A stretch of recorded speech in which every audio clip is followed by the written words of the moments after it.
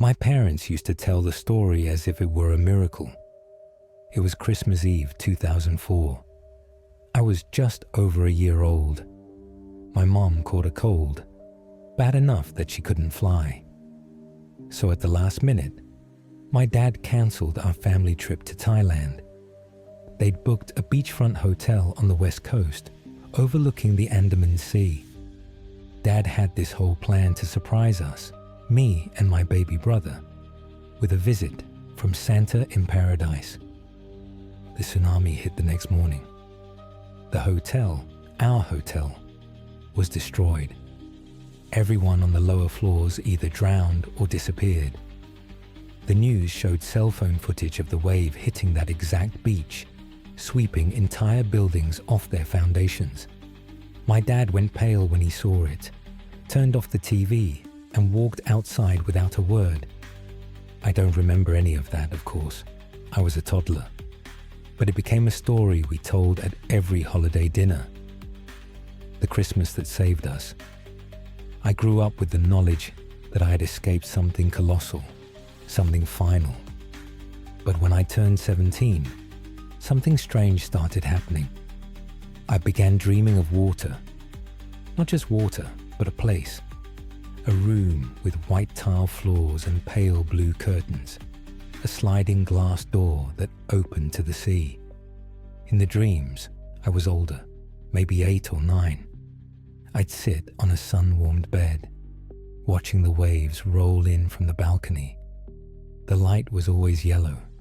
The ceiling fan always turned slowly, even when the windows were closed. But every time I tried to stand up, I couldn't. At first, I thought it was just another weird recurring dream. Stress, sleep paralysis. But it kept happening, over and over, every few nights. And then, one night, the dream changed. The ocean was gone. Instead of blue water and golden sky, the view outside was grey, a churning, skyless void. The waves were black and high, and they were too close. Foam sprayed against the glass door like the building was breathing. The bed was soaked. Something dripped from the ceiling in steady, echoing drops. And I wasn't alone.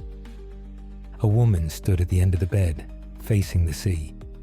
I couldn't see her face, just her long, dripping hair and a white sundress clinging to her back.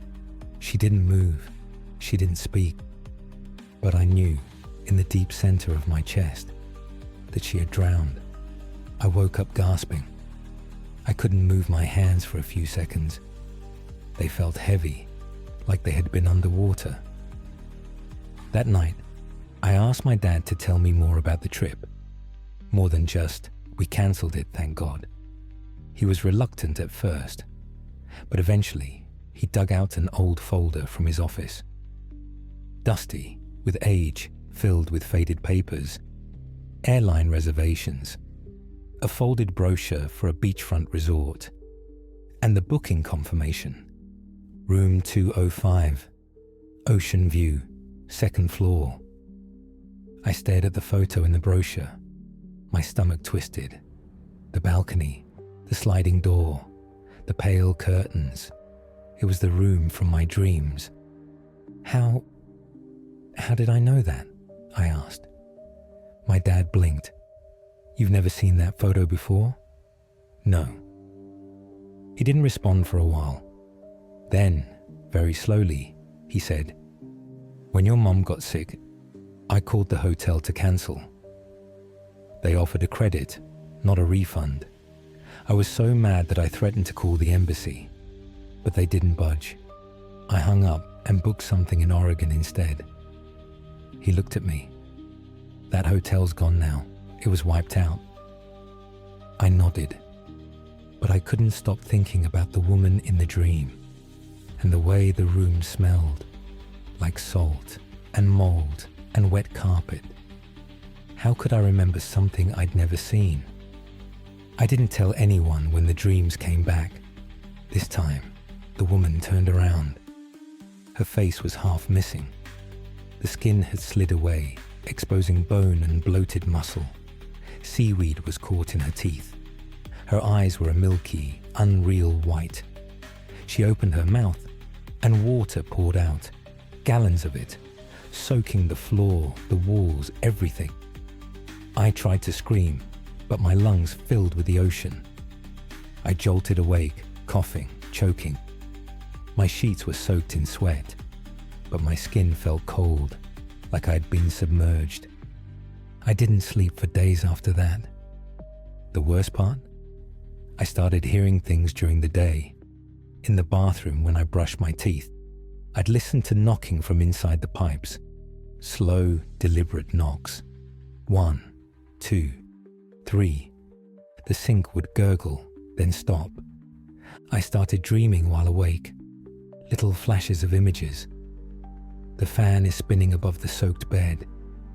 The view from the balcony as the waves swallowed the horizon. Then, one night, my brother barged into my room, pale and shaking. Did you put this in my bed?" he asked, holding up a wristband.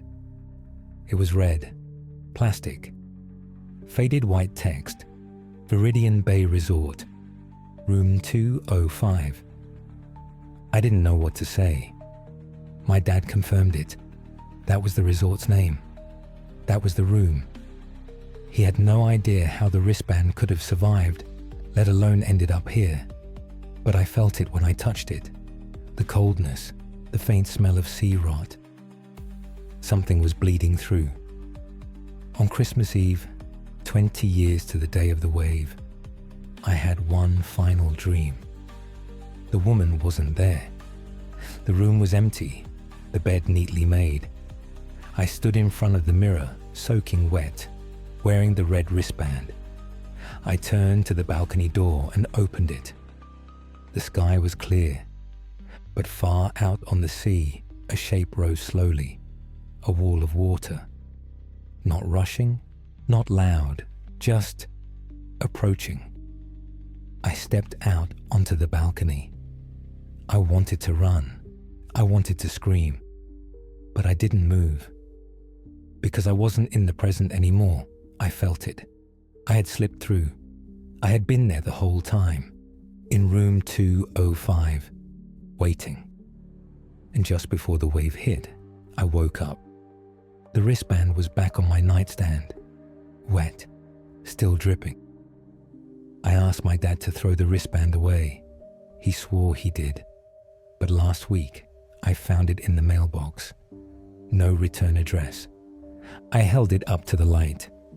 The plastic was cracked and scratched into the inside curve. Just beneath the room number were the words, "You were supposed to be here."